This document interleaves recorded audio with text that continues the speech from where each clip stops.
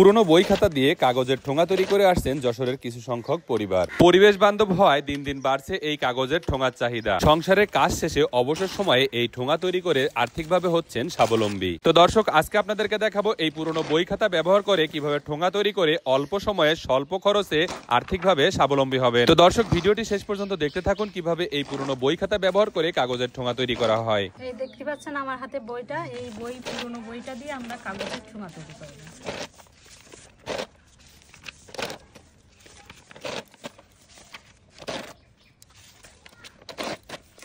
আচ্ছা, এগুলো তৈরি করতে আপনাদের কি কি ব্যবহার করেন?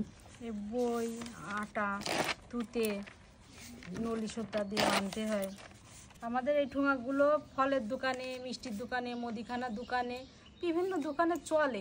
চাহিদা আছে, কিন্তু সরকার যদি এরপরে আরও একটু বেশি করে দৃষ্টি দিত তাহলে আর একটু বেশি করে চাহিদা হতো। কারণ এগুলোতে কোনো সমস্যা হয় না, পরিবেশে কোনো দূষিত হয় না। এগুলো ব্যবহার করলে কোনো কারো ক্ষতি হবে না।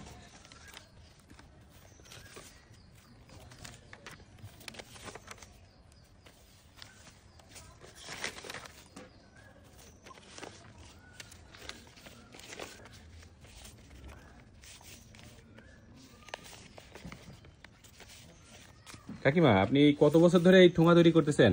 আমি আজ 40 বছর ধরে কাজ করতেছি, এই ঠোঙা বানতেছি।